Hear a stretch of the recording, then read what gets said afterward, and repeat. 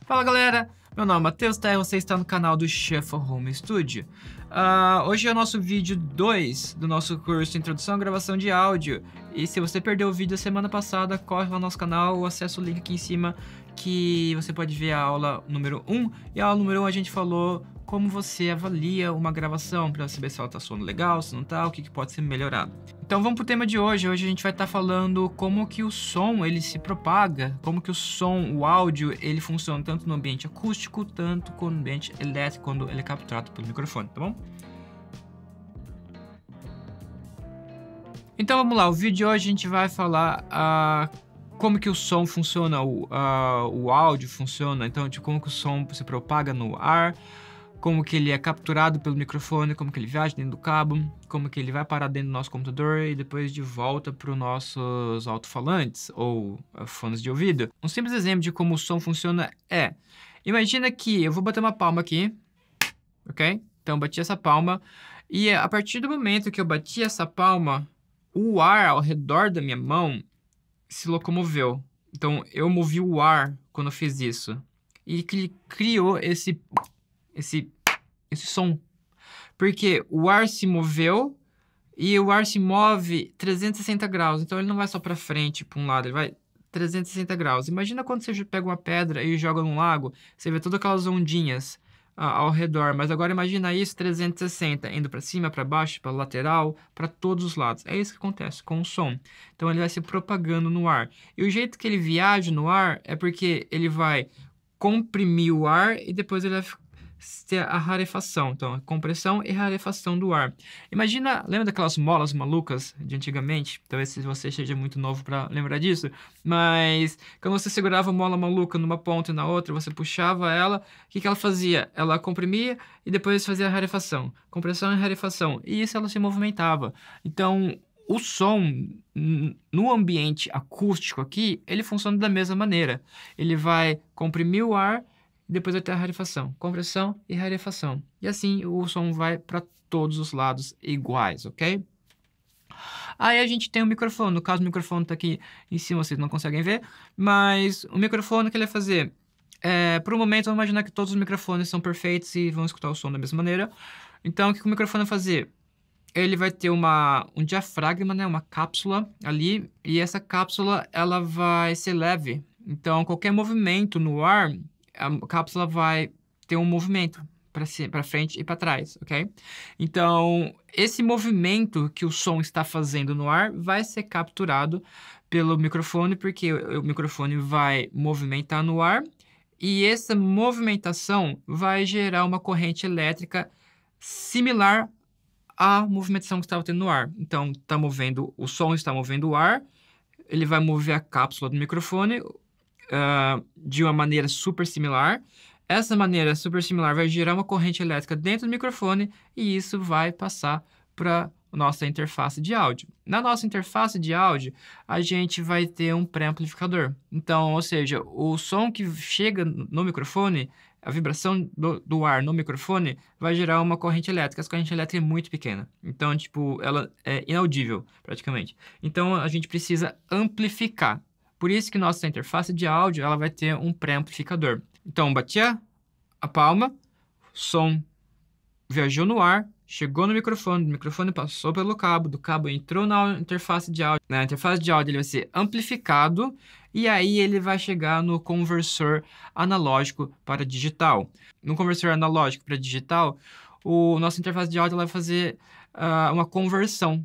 Então, ela vai pegar todas essas informações de corrente elétrica e vai dar números para isso, para que a gente consiga recriar dentro do computador no mundo digital. Aí, no computador, ela vai voltar para a interface de áudio para a gente poder ouvir. A interface de áudio vai converter de novo do digital para o analógico e aí vai voltar para os alto-falantes. Os alto-falantes vão vibrar. Essa vibração vai reconstruir a vibração no ar e a gente vai conseguir ouvir o som de novo. Tudo que a gente vai falar hoje é mais fácil se a gente visualizar. Então, vamos pular para dentro do computador, onde eu vou desenhar umas coisas enquanto eu falo, que eu acho que vai ser mais fácil da gente compreender isso. Vai ficar mais fácil para vocês entenderem. Então, a gente tem a fonte sonora aqui. Pode ser um vocalista, pode ser uma guitarra, pode ser um piano, pode ser qualquer coisa, ou pode ser até minha palma. Ela vai passar para o microfone. O microfone, como eu disse, vai capturar o som, vai ouvir o som, vai para o pré-amplificador da interface de áudio. Da interface de áudio vai para o conversor. Então aqui a gente pode ver que tem o conversor AD, que é Analog to Digital, em português, analógico para o digital. E aí vai para o nosso computador.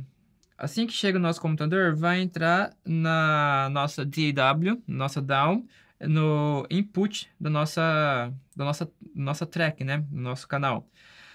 Daqui ele vai direto para onde a gente vai salvar o nosso áudio. Então, se é no HD externo, então se é no próprio computador. Daí vai passar pelos faders do canal, vai passar pelo pan do canal, vai passar pelo output, vai passar pelo master fader, e aí vai voltar pro conversor, mas agora ele vai ser o conversor digital para analógico. Do digital para analógico, ele vai passar ou pro amplificador de fone e pro fone de ouvido, ou para os nossos alto-falantes, e aí volta para os nossos ouvidos. Então, tudo que está em azul aqui é dentro da nossa DAW, ok? A partir do conversor, daqui até aqui, o som é digital. O resto, o som é analógico, tá bom? O jeito que a gente mede ondas sonoras é pelo ciclo que elas dão em um determinado período, no caso, por segundo. Então, aqui nesse gráfico aqui de cima, a gente tem esse é um ciclo, ok? 2, 3 e 4, ok? Então, quer dizer que a gente tem 4 ciclos da onda num período de 1 segundo. Isso faz essa onda ser de 4 Hz. Hertz é a medida que a gente usa para frequência. Então, vai ser, em 1 segundo, ela vai completar 4 vezes o ciclo dela, tá bom? E aqui do lado a gente tem o mesmo período de 1 segundo, mas a gente tem 14 ciclos. Então, essa frequência aqui, essa onda, ela vai completar o ciclo 14 vezes em 1 segundo, sendo considerado uma onda de 14 Hz. E aqui é a representação da onda, e a gente vê isso bastante na nossa DAW, que é o jeito que ela é representada, né? Então, a gente vai ter o positivo, o negativo. Então, o positivo é a compressão e o negativo é a rarefação. Isso no mundo acústico, no ar, tá bom? O quanto que a onda vai para cima ou para baixo do zero é o volume, é a amplitude, é o quanto alto o nosso sinal é, tá bom? Então, se fosse um som baixinho, seria mais ou menos assim. Se fosse um som muito alto, seria algo mais assim, tá bom? A distância entre a crista das ondas é o tamanho da onda, é o comprimento da onda que a gente fala, tá bom? E você pode estar ouvindo e falando, caramba, por que você está falando tudo isso, Matheus? O que isso vai me ajudar a ser um melhor engenheiro de gravação? Mas confia em mim, aguenta um pouquinho ainda, aí que daqui a pouco você vai entender o porquê que isso é importante. E esse comprimento de onda, a gente vai usar um sinal que chama lambda. Desculpa, eu sou péssimo para escrever na tablet. E o comprimento da onda tem uma fórmula para a gente descobrir o quão longa é a onda, quão grande é a onda. A gente tem uma fórmula para isso, que é lambda, que é o comprimento da onda, é igual a 340. 340 é a velocidade do som em temperatura ambiente. Então, isso aqui é metros por segundo, tá bom? Por que eu falei em temperatura ambiente? Porque a velocidade do som ele muda de acordo com a temperatura. Então, se a gente tiver em temperaturas próximas de 0 graus, o som ele vai ser mais lento, vai ser 330 metros por segundo, entendeu? Então, a temperatura, porque muda a partícula do ar, vai mudar a velocidade do som. Então, para todos cálculos, assim, a gente usa 340, que é a temperatura ambiente, que eles falam, é a temperatura do quarto, normalmente é em torno de 20 graus Celsius. Então, 340 é a velocidade do som em temperatura ambiente, ok? A gente vai pegar a velocidade do som e vai dividir pela frequência da onda. Nós, seres humanos, a gente escuta dos 20 Hz até os 20.000 Hz. A gente sempre fala o K, então, tipo, para 1000, para ficar mais fácil a comunicação, escrita. Então, tipo, dos 20 Hz até os 20 kHz, tá bom? 20 kHz. Então, se a gente for fazer 340 metros por segundo dividido por 20 Hz, que é a onda mais grave que a gente escuta, isso vai ser igual a 17 metros. É gigante. E se a gente fizer a mesma conta, 340 dividido por 20.000, vai dar 1,7 centímetros. Então, é bem pequenininho. Isso quer dizer que a frequência mais grave que a gente tem 17 metros de comprimento, e a frequência mais aguda que a gente escuta tem 1,7 centímetros de comprimento.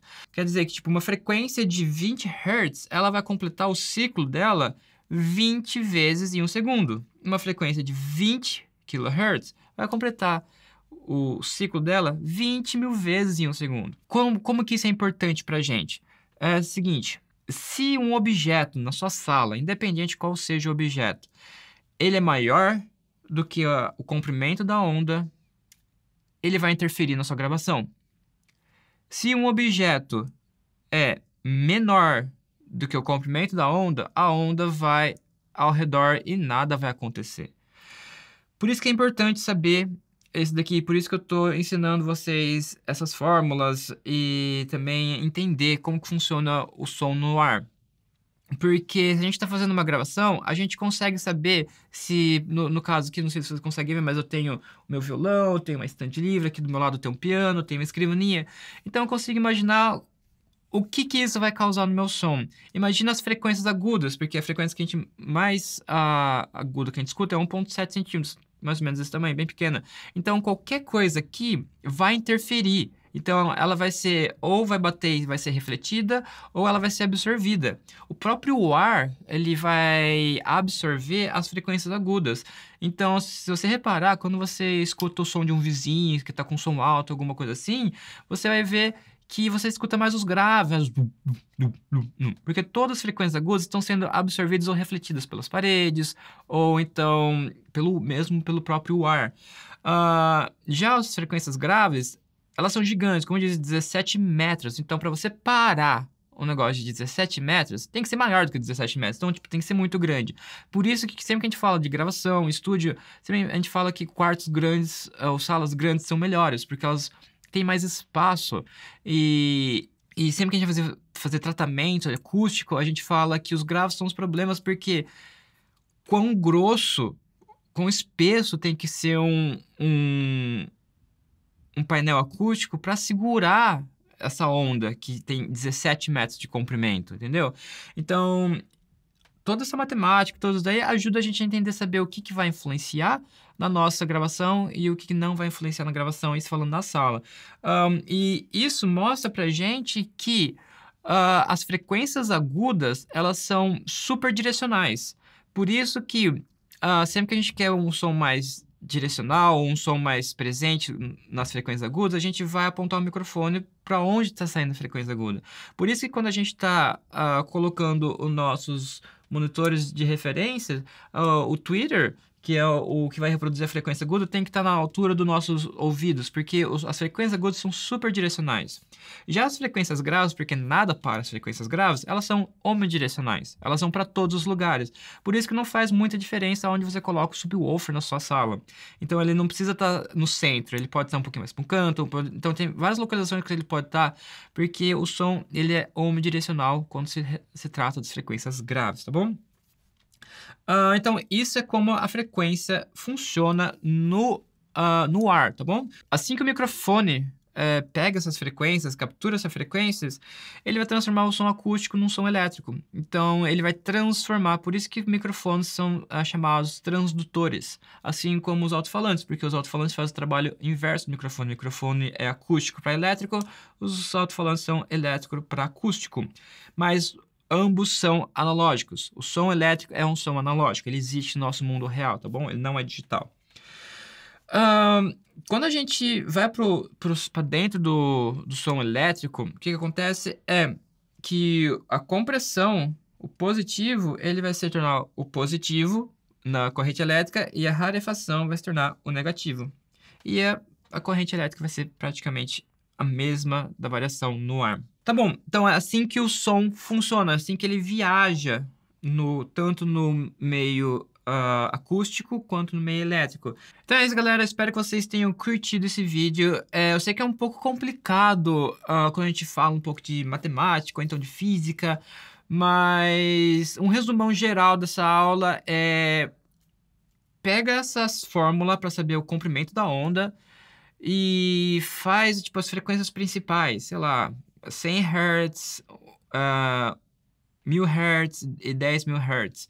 E aí faz a conta lá e vê o comprimento dessas ondas. E aí você vê, imagina assim, tipo, o que pode estar interferindo essas frequências, tá bom? E isso vai te ajudar bastante na hora de você pensar como o ambiente ao redor vai influenciar a sua gravação, tá bom? Então é isso. Espero que vocês tenham gostado. Qualquer dúvida, deixe aqui nos comentários e te vejo vocês semana que vem para nossa aula número 3.